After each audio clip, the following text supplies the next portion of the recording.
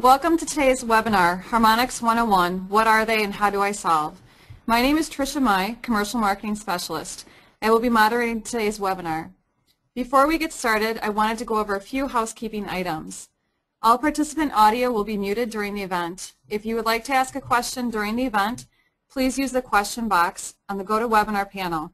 We will try to answer your questions during the event. Today's webinar is being recorded. A link to the recording will be emailed to you following today's event. Feel free to forward the link to people you know who could benefit from the presentation. You may even want to tweet about the webinar on your Twitter account. Before we get to our feature presentation, I wanted to introduce the 2013 ABB Automation Empower World event. This year's event will be held March 25th to the 28th at the Orange County Convention Center in Orlando, Florida. Automation Empower World is the premier event for engineers and business leaders designed so you can experience and learn the latest in automation and power technology and how it can benefit the profitability of your business. This mega event will include over 400 educational workshops on topics that are vital to the success of your business.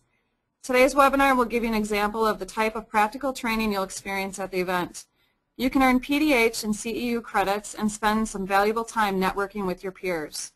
The event will also feature a Technology and Solution Center with over 150,000 square feet of exhibits with nearly 100 tons of electrical gear and hundreds of experts ready to answer any of your questions and share the future of automation and power solutions.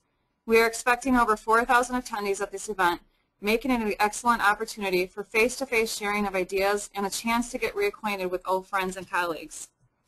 Here are some of the examples of educational workshops developed for all audiences, roles, industries, and experience levels.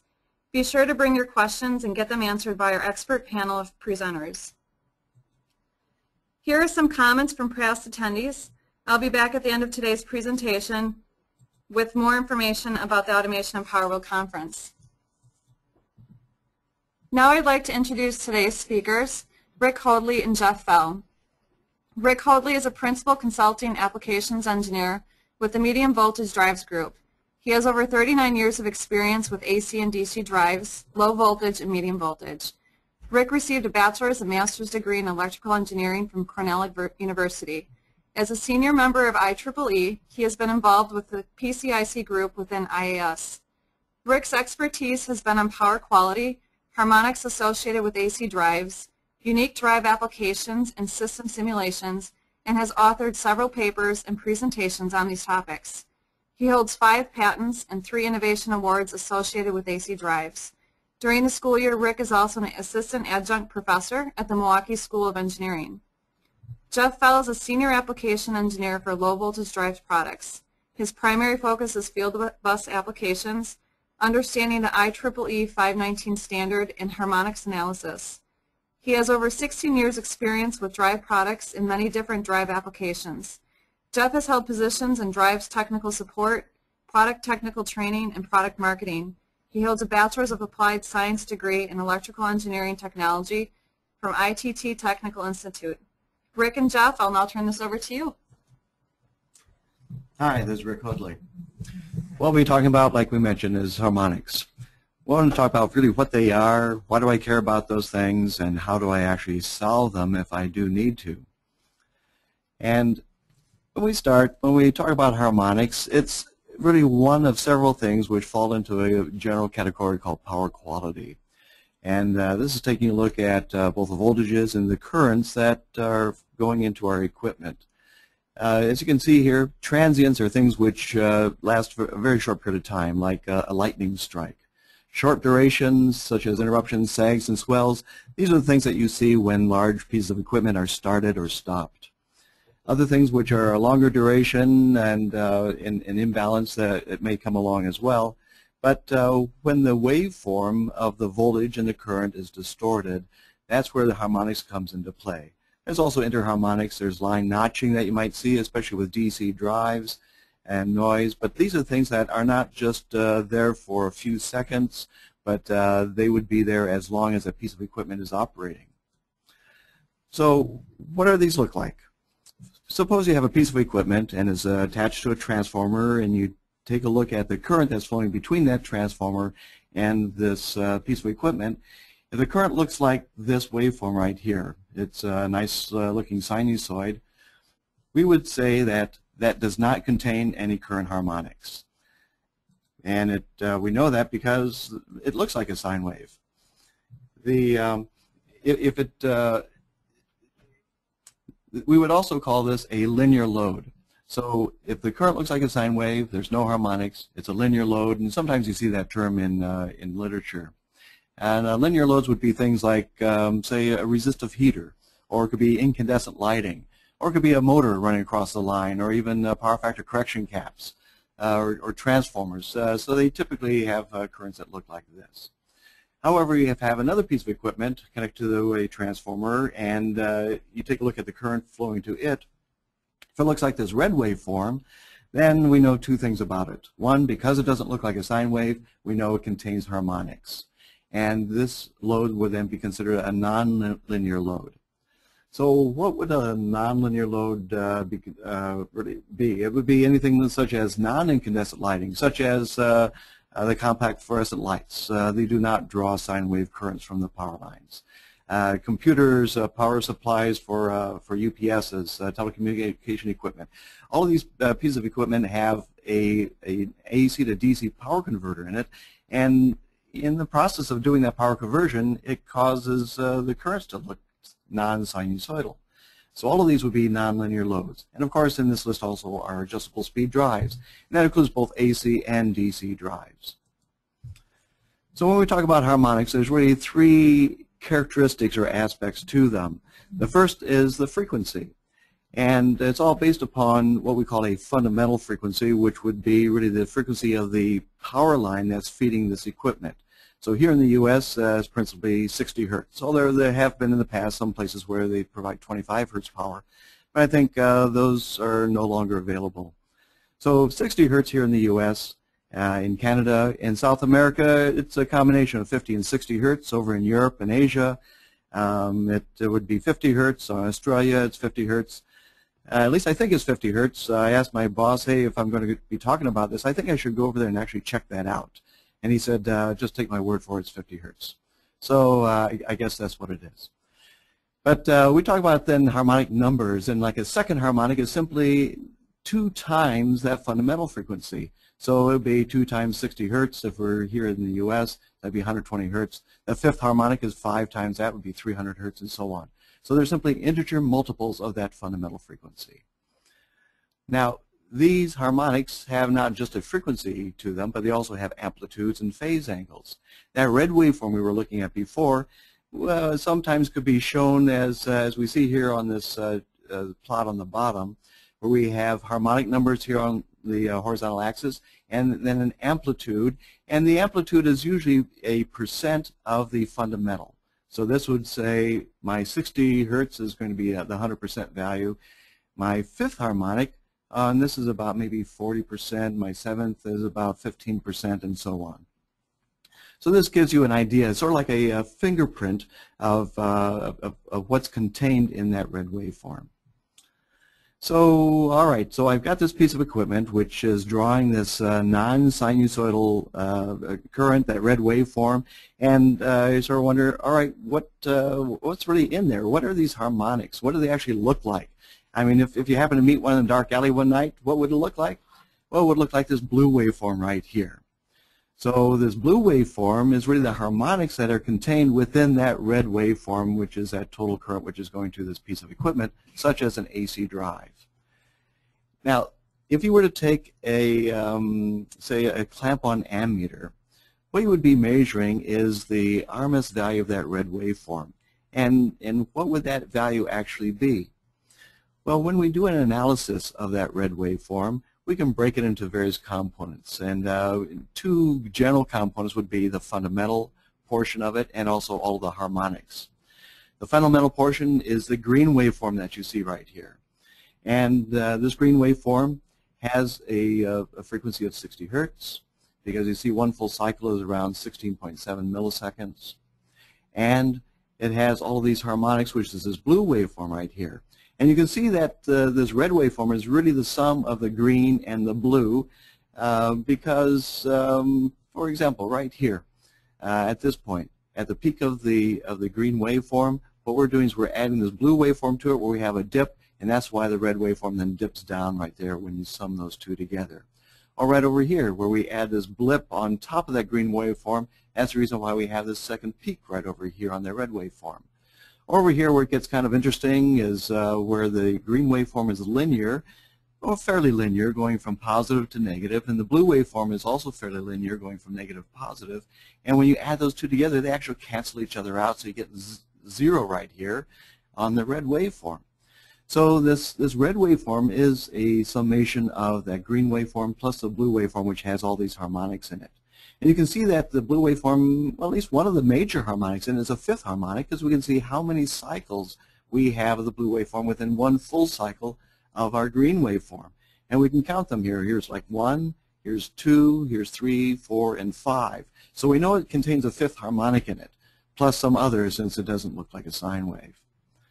So we can say now, the green waveform, what is the RMS value for that? Well, that's easy to figure out. It's got a peak value of 100 amps. So the RMS is going to be square root, well, divide that by square root of 2, so it's like 0.707 times that. So it's about 70 amps, 70, 71 amps. That blue waveform, well, you can sort of eyeball it. The RMS value for that works out to be about 20 amps. So when we add these two waveforms together, what do we actually get? Do we add 20 amps to the 70 amps? And does that red waveform then have a total of 90 amps in it? Well, no. What you have to do is what's called the RSS, or root of the sum of the squares. So that means we first, let's say, take the harmonic current of 20 amps. We square that. Well, we can do that in our heads. So 20 squared is, let's see, 400. And then we take our fundamental current, which is 70 amps. Let's square that number. All right, this is going to take a little longer. So 70 squared is like 4,900. All right. Now something which is really tough, we have to add those two together. So 400 plus 4,900 works out to be about 5,300. You can double check that. All right, and then maybe remember in 6th grade you had the square root tables. Well, the square root of 5,300, remember what that was? Yeah, okay, so it was around 73, right? So that's what that red waveform has. I mean, the red waveform, when you measure that with a clamp-on ammeter, you're going to be measuring about 73 amps, and it's going to be made up of 70 amps of fundamental current and an additional 20 amps of harmonic current. All right, now we can do one more thing with these numbers. If we take that 20 amps of the harmonic current and divide that by the 70 amps, which is the fundamental current, that's where we get this value, which is called the THD. THD stands for total harmonic distortion. It tells you how badly distorted is that red waveform from a pure sine wave. And it's saying it's 28%. And so it's the ratio of your harmonics to your fundamental. Your harmonics divided by the fundamental. That's all it is. And think of it this way. Suppose that the harmonics were at 0. Say that the blue line was 0, just a flat line all the way across. If we add 0 to that green waveform, what do we get? Well, we end up with the green waveform, right? There's no difference. So it'll simply be a sine wave. So 0 divided by 70 is 0% distortion. And saying that we're not distorting that sine wave at all. But as you add more and more harmonics to that sine wave, you can see how it's going to be distorted more and more, and that THD value is going to start growing. And there's no maximum value to that THD number. It doesn't stop at 100%. It can go to 120% or 300%. And it's simply the ratio of those two numbers. So a key thing that is really important to understand and remember when we're talking about harmonics is this THD that people like to throw around. It's not just a number that's all by itself. It's a ratio of two numbers, a ratio of your harmonics to your fundamental. So when somebody tells you that, hey, this has a THD of such and such, say, well, that's nice, but tell me more. I have to get a more complete picture of what's going on. I also need to know what's the fundamental current or what's the harmonic current portion of that, and then a better understanding of what's happening here. But not only that, but because the THD is a ratio of two numbers, if we have to work on decreasing that THD ratio, we can do it two ways.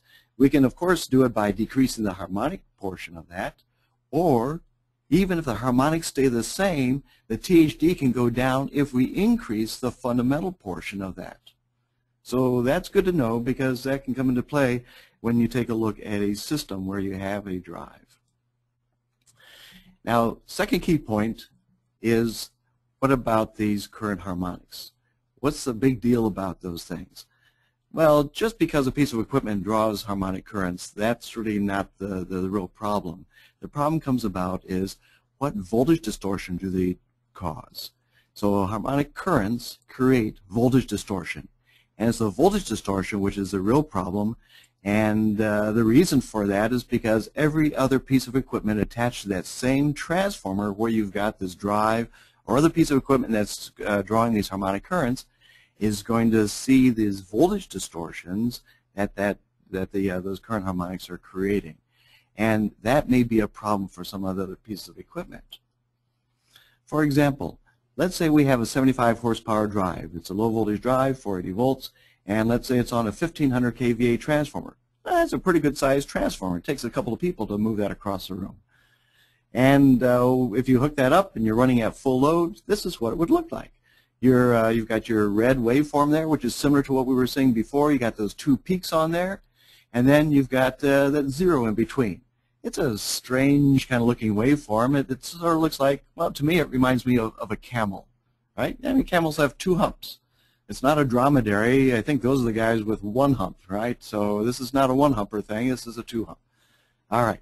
So we got these camel-looking waveforms here, and the distortion on that we see down here is about 37%.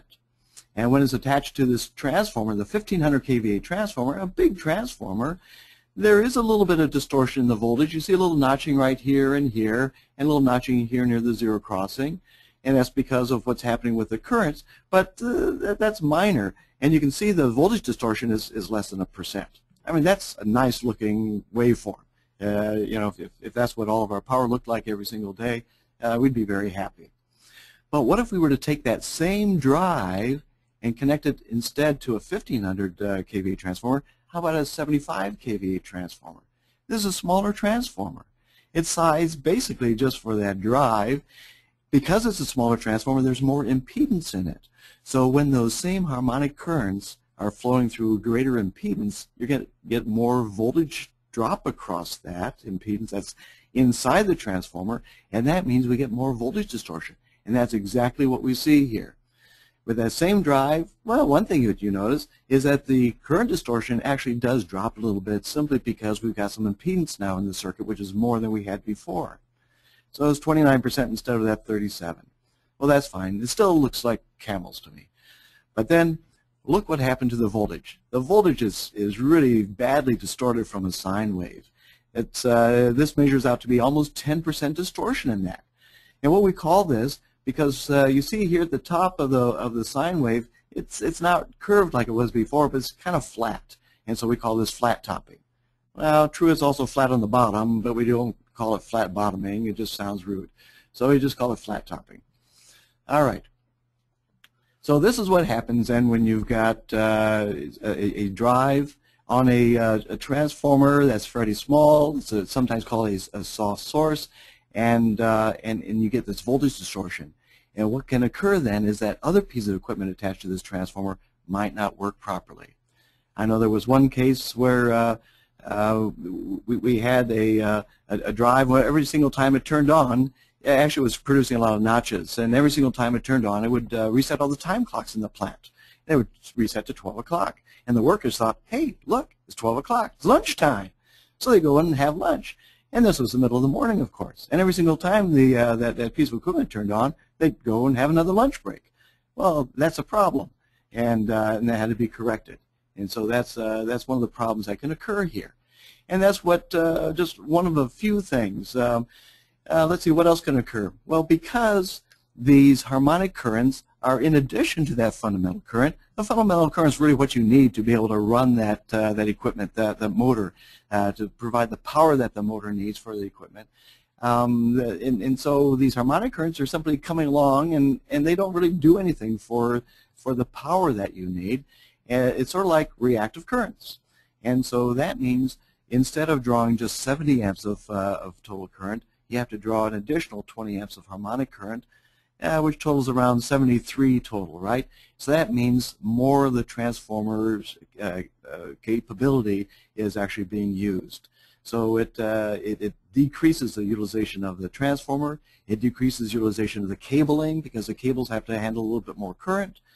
If you have a whole bunch of drives drawing a lot of harmonic currents, you might have to have a larger wire size to handle those harmonic currents so they don't overheat. So that's an issue. So overheating can be an issue then for transformers, generators, the wires, and other motors that are actually running on the same transformer. Because harmonics are like reactive currents, and they are not part of the kilowatts that you're purchasing from the power company, they are going to reduce your power factor, and the power company is going to charge you more for that if you drop below a certain value. The malfunction for equipment, well, that's like what I was telling you. The time clocks could be reset. Or like at the site, also the copy machines sort of went wacky and they weren't working right. So those are some of the things that can occur. So then the question becomes, all right, I've got this drive or this piece of equipment, and it's drawing these currents that don't look like sine waves. Well, you know, when do I have to worry about that stuff? Is a little bit okay? Is too much? What's too much, really? And so that's a good question. So to cover that, the IEEE, which is the Institute for Electrical and Electronic Engineers, had gotten together, and they put together what they call a recommended practice for this when taking a look at harmonics in electrical power systems. Now again, this is not a standard saying that you have to follow this, but it's really a recommended practice saying that it's a good idea if you do. You're less likely to have problems with harmonics if you do follow these practices. And it doesn't mean that it's not like a guarantee that if you do follow them, you won't have any problems either. But again, it's a good idea. And so that's why they put this together. The most recent version of this is dated 1992. Now they've got some things that are going to be adding to this, but that's not out yet. But there's two tables which are really key in this standard. It's table 10.2 and 10.3. 10.2, as you see on the top, is the harmonic voltage limits. And this is for low voltage systems. When we talk about low voltage systems, what do we mean? Well, it means like 600 volts and below. Now, I usually like to think of low voltage as like 12 volts, like your car batteries, and maybe 9-volt batteries, which I sometimes lick to find out if they're live or not. But this low voltage is like 480 volts, the 240 volts and things like that. And I would highly recommend that you don't lick those to see if they're live or not. So what do we do here? A lot of times when people talk about the IEEE 519, they say, oh yeah, that's 5%. Well, 5% is one of the numbers here, but that's not the only number. First of all, let's take a look at this table again for your voltage distortion limits. It depends upon the application that we have here. And they talk about 3 different applications. One they call special applications, which they define as hospitals and airports, a general system, and dedicated systems, which they say are exclusively converter loads. Now, a special application for hospitals and airports, it says that maximum voltage distortion that should be feeding a hospital or an airport should have no more than 3% distortion in it. So what we were looking at before with that 10% distortion, that would not do for hospitals and airports. I mean, why do they say that 3% is what they require and not something like 5 or 10%? Well, it's because people's lives depend upon it. You don't want to have the radar suddenly going weird or wacky and time clocks going nuts and things just because some air handling unit has been turned on. So because of that, they say they should have fairly clean power for them. General systems, well, this includes just about everybody else, really. This is for like steel processing plants, for paper making machines, for ice cream factories, and anything else that you might be making. That would be a general system. And for them to say 5% distortion, that's fine. Most industrial equipment can run with no problem with 5% distortion on it. But a dedicated system, that's where you have a transformer, and the only load on the transformer are drives, and the drives are the ones that are creating the distortion in the voltage, and if they create like 10% distortion on it, well, that's fine. Let them have that distortion. If they don't care, then we shouldn't have to care either. But again, For an exclusively converted load, that means there are no linear loads on that transformer. That means there's no motors running across the line on that. There's no PLC equipment running on there. There's no time clocks or anything else that's on that exclusively converted load. Those other pieces of equipment should be on a separate feed of some kind, or a separate transformer which is part of that plant. All right, so the voltage distortion is the key thing. Again, that's what causes problems, is when the voltage gets out of whack. Now, what about the current distortion? Again, a lot of people say, oh yeah, 5%. But as you see here, 5% is not the only value. There's also an 8, 12, 15, and 20%. Oh, all right, interesting. Which one do I use? Which one do I pick? How do I know which one I should be aiming for here in my plant? Well, it all depends on where you fall within this column on the left, which is called the ISC over I load ratio. Well, okay, what's that mean? ISC. Well, that's the short circuit current that's being fed to that point where your equipment is located.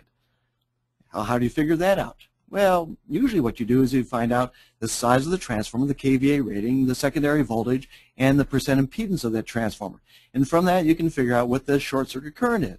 For example, if you have a 2500 kVA transformer, 480 volts, 5%, well, let's see, the rated current is about 3,000 amps. And you take that 3,000 amps divided by the impedance. Well, if it's 5% impedance, that means you divide it by 0.05. So 3,000 divided by 0.05, well, this is getting hard to do in the brain, but it's like multiplying by 20, right? So 3,000 times 20 is 60,000 amps. All right, so that's what the ISC means. That's usually how you figure it out. Another way you can do it is you take this big fat copper bar and you sort of sneak up on that transformer and toss that copper bar on the secondary terminals, and you measure the current that's flowing through that copper bar while it's vaporizing. It's much more exciting when you do it that way, but when you do that measurement, be sure to set the trigger on your scope, because you don't want to do it twice. All right, so what you would measure is about 60,000 amps for something like that. Okay, now what about the I load? What does that mean? Well, that simply is the fundamental current that you're drawing from that transformer. That's the I load portion. Suppose we have a 500 horsepower drive, 480 volts. What's the fundamental current going into that drive? Well, it's about 500 amps actually. So if we have a 500 horsepower drive on a 2500 kVA transformer, where do I fall here for ISC over I load? Well, ISC is 60,000 divided by 500. This is getting really hard. That works out to, we can get rid of a couple of zeros, like 600 divided by 5, that's 120, right? So that's not below 20, all right? So that's not in this first row. It's not between 20 and 50 or 50 and 100. I'm actually between 100 and 1,000. So that means I can go over here and it says I'm allowed 15% current distortion, not just 5% current distortion. So what is this table really telling me? Why do they have all these things on here? It's saying that as I go down this column here for the I short circuit over I load, for the same piece of equipment, I'm attaching it to a larger size transformer. And a larger transformer has less impedance in it, and for a smaller amount of impedance, that means that for the same amount of harmonic currents, I'm going to have less voltage distortion. That's the reason why if I have a very stiff source, which is down at the bottom of this the table here, it can support a fair amount of current distortion, and I'm not going to see much in the way of voltage distortion. Now, one other thing to take a look at on this table. The column here on the right, it does not say THD, it says TDD. Ah, you think that must be a typo. No, that's not a typo. It does say TDD. All right then, what does TDD mean? Well, THD stands for total harmonic distortion. TDD stands for total demand distortion. Well, okay, that's nice. That's what it says. But how do you calculate that? Well, you calculate it exactly the same way as you calculate a THD. Well, they said, well, why don't they call it a THD? Well, the reason why they don't call it THD is under what operating conditions do you take the measurements and do the calculation? Do you do this when you're running at no load, when you're at half load, at full load, at overload, while you're accelerating, while you're decelerating? When do you do that? Because it changes. I mean, have you ever thought about that? How does the total harmonic distortion change as you change your load? I was wondering about that. Maybe you were too, and it sort of kept me up all night one night. So I had to figure that out. So here's how we figured it out. We took a look and did some measurements and some simulations to compare those two, and this is what we saw. Here along the horizontal axis is a percent load. This would be a typical 6-pulse drive, just a 3-phase drive, and let's say it's a 100 horsepower drive, so that the vertical axis is amps. And so let's take a look at this green line. The green line is a fundamental current. So when we're at 100% load, we're talking about 100 amps of fundamental current. 60% load, we're about 60 amps. 20% load, we're at 20 amps, and we go all the way down to 0. And it really is nice and linear like that. We sort of expect that to be because that's what's providing the power going to our motor and the mechanical equipment that is powering. What about the harmonic current? What's happening with that as I'm changing my load? Well, at 100% load, I'm actually drawing about 32 amps in this particular case. This is like a 250 kVA transformer with like maybe a 50 horsepower drive on it. And so at 100% load, I'm at 32 amps. At 60% load, it drops down to about 24 amps. At 20% load is around 17 amps or so, then it drops off fairly rapidly after that. So as my load goes down, my fundamental current decreases. As my load decreases, my harmonic current also decreases. So what happens to my THD? Well, the THD, as you remember, is a ratio of your harmonics to your fundamental. So here at full load is 32 divided by 100, so that's 32%. So that's the reason why there's a red line crosses the that point right there. At 60% load, it's, well, let's see, it's like 24 divided by 60. That works out to be about close to 40% THD.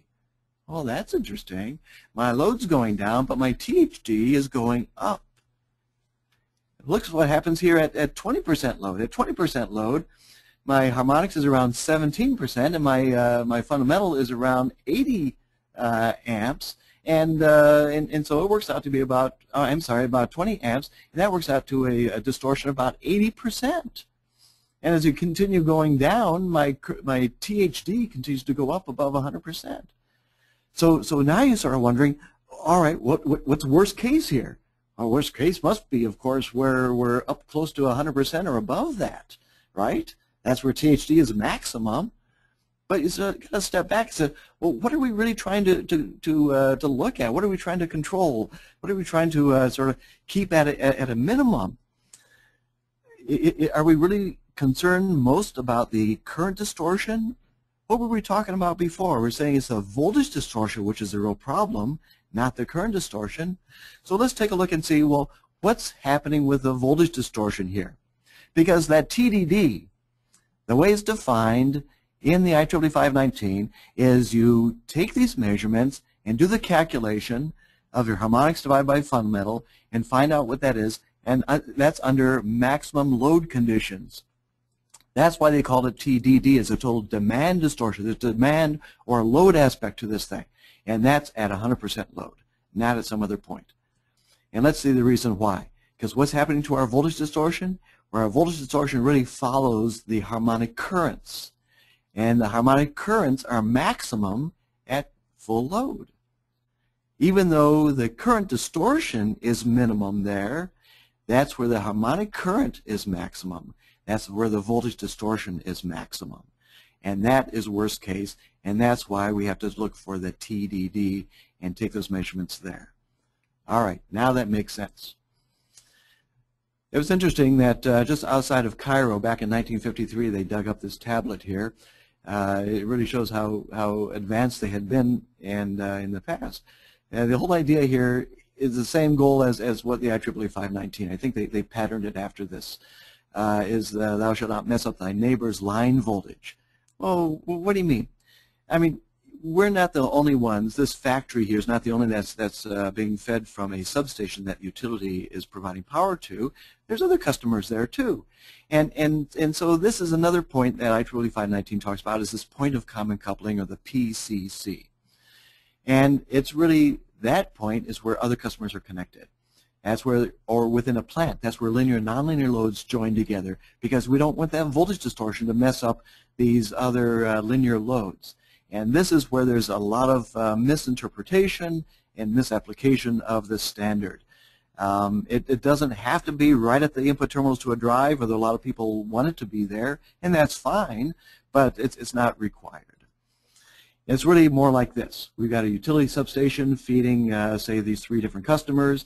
Let's say customer number 1 is a hospital. We want to make sure that customer number 2 and customer number 3 does not mess up that voltage which is being shared among all of those so badly that the time clocks in customer 2, if we're customer 3, that the time clocks in customer 2 get reset every time we turn on the equipment, or that this heart monitor at the hospital gets kind of wacky, and so does the patient if we turn on that machine. We don't want to see that. No, neither do they. All right, so that's the reason for this IEEE 519. So one last thing then before we take a look at, all right, how do we fix this, is why does the drive produce these harmonics, and why does it produce 5th and 7th harmonics? What's so special about those things? Well, if we sort of take off the cover of drive and look and see what's inside of it, what we see is we've got at the front end a converter which takes the 3-phase AC and converts that to DC. There's a filter in there that sort of smooths it out, and then the inverter section that takes that fixed DC voltage and changes it to an adjustable voltage, adjustable frequency that goes out to the motor so we can change the speed and torque of that motor. It's the converter part that's creating all these harmonics. It's this front end portion right here. And when you take a look at what's going on there, what we're doing is we're actually putting pulses into that capacitor, keeping it charged up, and we're putting 6 pulses every cycle in there. And the only time we get a current pulse is whenever the line-to-line voltage exceeds the DC bus voltage. And that's when we get this current pulse right here, and then a little while later, then the next line-to-line voltage comes along, we get a second current pulse. So we get this waveform that looks like those camel humps right here, and when you do the analysis, that's where you realize, oh, hey, that contains some 5th harmonic, and some 7th harmonic, and some 11th and 13th, and so on. So it's not trying to do that, it's no resonance that's going on, it's simply the waveform looks like that because of the circuit that we have, and then when you analyze it, you see what harmonics we have in there. All right, now Jeff is going to pick up and tell you how do we fix this then and improve those harmonic currents. All right, so how would we fix this? Well, there's a couple solutions that we can apply to a system that is that has harmonics, or if you're trying to mitigate some of the harmonics in your system. We're going to dive in deeper in each one of these and take a look at it, but a couple quick overview. Reactors, putting reactants into the system will help mitigate some of the harmonics, and we'll talk about how much can we add, where do we benefit from that. Drive isolation transformer, passive or harmonic trap filters, high pulse rectification, commonly used out there, and then active methods. That's our ultra-low harmonic drive that's out there, or active front end. So what's the simplest, least expensive solution to mitigate harmonics? Adding reactants to the system is probably the cheapest way to go. Basically, you can provide a little, put in a choke or AC reactor in there, and you get a lot of harmonic reduction, and we'll see typically cuts it in about half. Basically, an AC reactor compared to a DC link choke provides a little extra input impedance protection. So if a transient, typically harmonics are not transients, but if we had a power disturbance in the plant like lightning strike or something like that, if you have an AC reactor, it'll provide some impedance to protect the DC, the diode front end of that drive, potentially maybe surviving that lightning strike. Where a DC link choke won't do that. It's after the diodes, it's in the link of the drive, sort of back to that graphic that Rick was showing, and it won't provide any impedance there or protect that diode front end. The big key thing is to remember is both types provide the same harmonic benefit. So no matter where the placement of the choke is, you'll get the same benefits to the harmonic reductions. Another thing you can do is you buy the ACS 550 drive. We have a patented swingy choke that provides better harmonic mitigation at lower speeds, and we'll see a graphic on that. So if we look at this, a block drawing of a drive, if we look at the top one, this is the AC reactor. The AC reactor sits before the diode front end. Like I said, it provides some protection, so if you have other power disturbances in the facility, you'll get some protection in front of the drive. If we go to the lower picture, that's a DC link choke. We can see we got a inductor in the positive and negative side of the capacitive bank or the link of that drive. We have no protection on the front end of the drive, so if we had a power disturbance, we could potentially have damage to the diode front end. Typically, the harmonic reduction for a drive with the link choke is anywhere 28% to 46%. So what does a line reactor look like? For some of you guys that might never seen one, it's typically in the bottom of the enclosure. It looks like this. This is from MTE, is the source where we got it from. But basically, you hook it up to the front end of the drive. This is our 355 product. There is no DC link choke or AC reactors in this product, so this would be a perfect example where I might want to use some of these line reactors in front of it. It's basically 3 separate windings on an iron core, and it's providing impedance and harmonic mitigation for us. So somebody might say, well, if that's great, so let's just add a whole bunch of reactants to the systems. What we have here is the percent of reactants, and on this axis we have the percent of THD reduction, or how much is prevalent. The different lines are the different transformer size. So if you remember back to that 10.3 graph or chart, these are your different RSC ratings. So if you look at this, a drive with no reactants, you can see what happens to the current distortion numbers. And if I put a drive and put a 3% reactance, we'll grab the green line, a 60 RSC. You can see I'm down to about 38% harmonic reduction, or my current distortion is down to about 38%. If I add, say, maybe another 2% reactance, maybe it was a DC link choke that I had with 3%, and I throw another 2% reactance out there, you can see I dropped it just a little bit. I didn't drop it by much. I'm down to maybe 36%. But you can see if I keep on adding reactants, there's not much there to gain anymore. The other thing you got to be cautious of is as you add reactants, you start reducing voltage.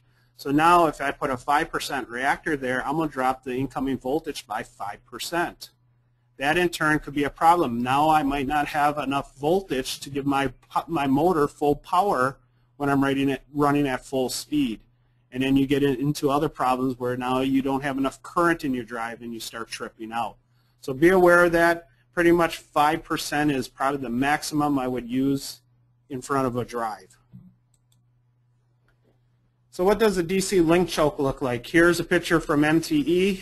What a link choke looks like, it basically sits in the DC link on the positive and negative side of the bus, 2 windings. There are link chokes or drive manufacturers that only put in 1 winding, just on the positive leg, not the negative leg. Our drives, we have both, one in the negative and one in the positive leg. Our 550 has a patented swinging choke. The benefits to the swinging choke is if you look at this, here's your current distortion, here's percent of speed. You can see the red line is a typical fixed 3% reactor.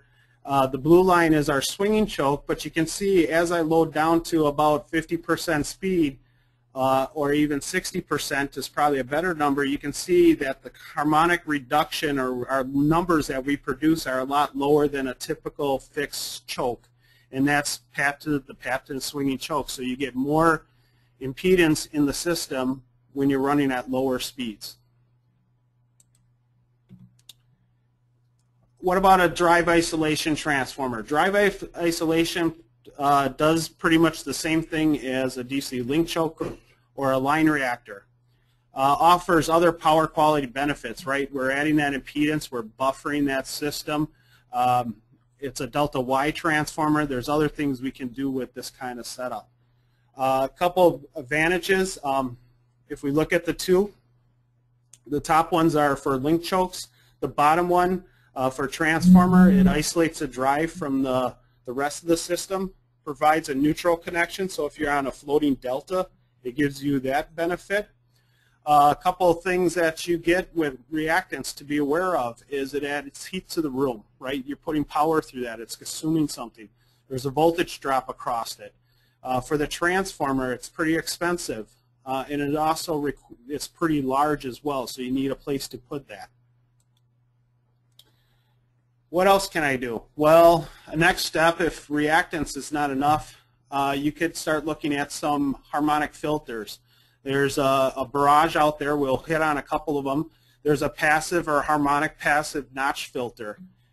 Typically, the reduction, you get down to current distortion numbers of 10 to 14%. The one thing you got to be aware of is power factor. It could result in your power factor going leading in a system. The other thing you got to be aware of is if there's a voltage imbalance on the utility line, the filter will be less effective in the system. So two types, you can see different ones. Mirrors is a source of broadband filters. MTE, TCI also sell broadband filters and tune trap filters. Another one is a passive or a tune trap filter. We can see here's an inductor capacitance. Basically, this capacitant inductance is tuned to remove or sort of keep the fifth harmonic trapped in this system. This inductor on the line side basically buffers this filter so the whole utility system doesn't find this neat little spot, sort of this club over here where the fifth harmonics are welcome, that they don't get into that thing and overload that filter. So basically, this inductor isolates this filter from the rest of the utility system, and these fifth harmonics sort of slosh back and forth from this tune filter here to the drive. So this utility system doesn't have to provide that fifth harmonic to the system, or seventh harmonic. You can see the filters get a little bit larger than a passive or a broadband filter. So what's the benefits? Reduces total harmonic distortion. It's a great source. It's a next step to get there. Typically, what's the disadvantage? They're expensive. Their size, they're pretty large. And also, you can't fix everything with these. It depends on how bad the harmonics are in the system. It might not fix everything. Passive filter or broadband filter, you can see the setup a lot larger. You also got more inductance in there. You can see transformer. So MTE and mirrors provides these as well. There's a shunt capacitor network. These are even more expensive. They require a line reactor or isolation transformer, and they're very large. So we want to watch that. The one benefit that they have is it comes in all horsepower. So you could take one broadband filter and apply that to multiple VFDs and fix problems with a bunch of 6-pulse drives out there. So what can I do next if that's not enough? High pulse rectification would be the next step. A typical drive is a 6-pulse, and Rick went over that with our camel humps. If we go to a 12-pulse solution, it's basically adding a transformer. So we got a delta to Y transformer. We added some bridge rectification here. You can see what the waveform, current waveform looks like. You can see it's still distorted anywhere from 8 to 12%. The next option is maybe an 18-pulse solution. You can see we still got a transformer. We added another bridge to the front end. It reduces it anywhere from 4 to, or actually numbers get to about 4 to 6%. You can see your current waveform very clean. Now it's starting to look like a nice sinusoidal wave. The next step, if that's not enough or equivalent to 18 pulse or better, is go to ultra low harmonic or active front end or regen drive. The big benefit for this drive is the space size is pretty much the same as a 6-pulse in that horsepower, and you get harmonic current distortions down to 4 to 6% with a nice sinusoidal wave. As you go up in the solution from a 6-pulse, 12-pulse to 18-pulse, when you get to 18-pulse, you're adding a lot of hardware. That drive is getting larger and larger. The spare parts and how complex that unit is getting is growing. Where active front end, everything's built in one product, less spare parts, less fusing, less equipment to maintain. So configuration 12, 18, 24, or 36 we can go to. 24 and 36 is more prevalent in the medium voltage world that Rick Holdley plays in more. The one thing nice, it requires a phase shifting transformer. So if you need a transformer, it might be a good solution to do this. Additional bridges are needed. We saw that. We saw what the numbers go to. I'll point out what 24 pulse goes down to about 4 to 5%. When you get to 36 pulse solution, you're down to 3 to 4%. The one thing to point out is performance may be reduced with a voltage distortion or imbalance, I should say, or a phase imbalance. You won't get the numbers close to what we're showing here if you have that prevalent in your system. So what's a 12 pulse solution? Well, there's different bridges, different ways to configure this. The one we're going to look at is the poor man 12 pulse. Basically, a poor man 12 pulse is you got two 6 pulse drives that are rated similar to themselves, or the sum of the amperages are pretty close. And what you do is put in one transformer, a delta Y transformer. If I do that, if I look at a real true 12 pulse drive is the blue line.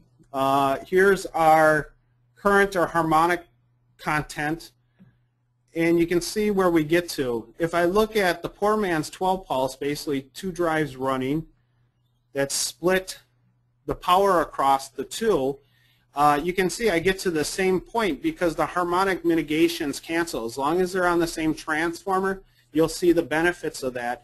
And then somebody will say, well, what if I shut down one of that drive? So only one of that 12 pulse is running, only 6 pulses running. Well, it goes back to Rick's talk about distortion and when is it prevalent. It's at worst case or high demand. So another solution is our AFE, or active front end, or ultra low harmonic, and that's what we use. We use IGBT in the front end instead of dial for rectification. And the big benefits from this, you can see our current waveform, you can see our harmonic numbers on the bottom, you can see our voltage distortion numbers with the transformer size on the bottom. Basically, out of box, we have unity power factor.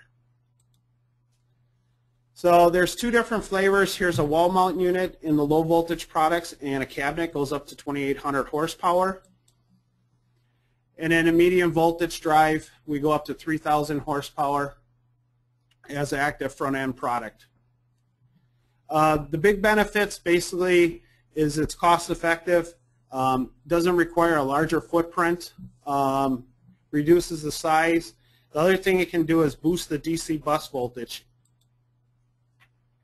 And if we voltage start or need more voltage to our motor, we can do that. So what do I get? No mitigation, I'm up anywhere 70 to 120%.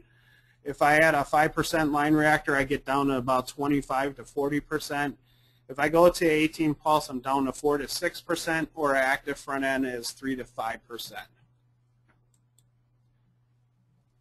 So a couple of things we want to point out is this session that you're hearing today, we are doing live and in person, actually twice at APW. So if you're there and want to see Rick's great jokes again, please show up.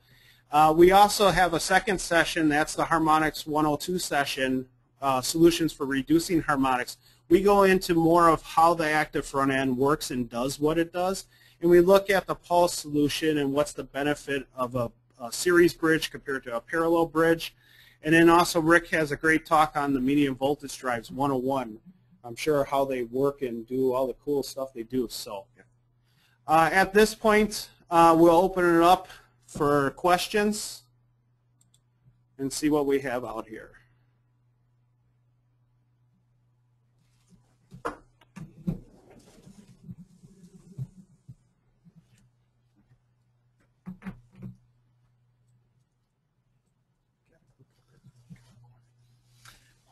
Yeah, there's a question of, again, what does TDD stand for? Remember, that's for total demand distortion. The way it's calculated is the same way as you calculate the THD, the total harmonic distortion, which is simply the ratio of your harmonics to your fundamental.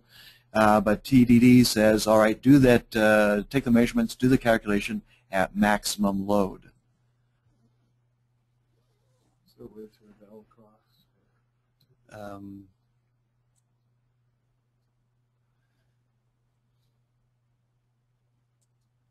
Another question is about what does a 5% or 3% reactor, what does that really mean?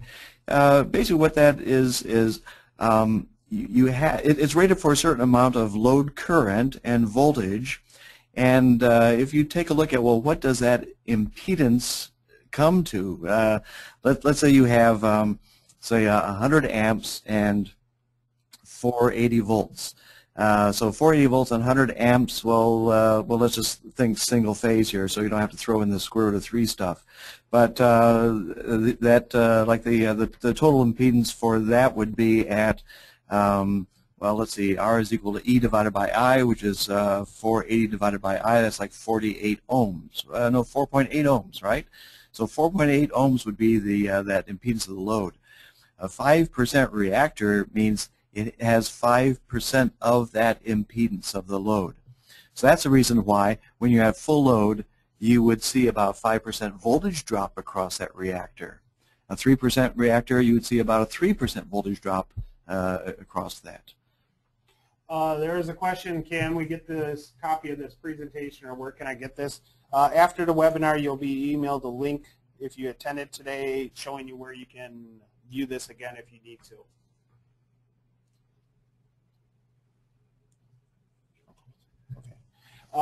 So we'll take a look at the questions.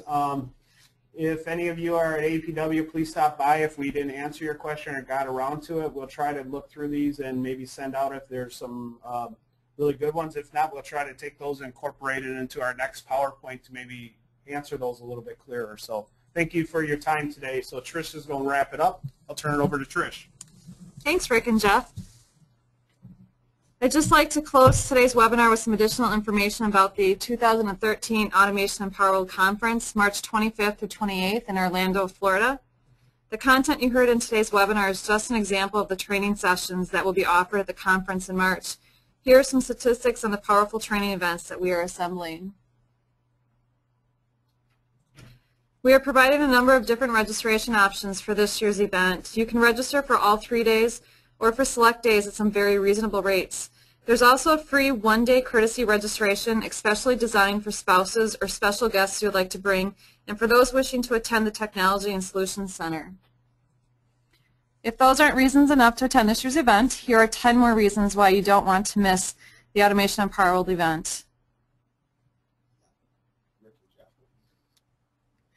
One we don't have on here is that Orlando is also a beautiful place to be in March.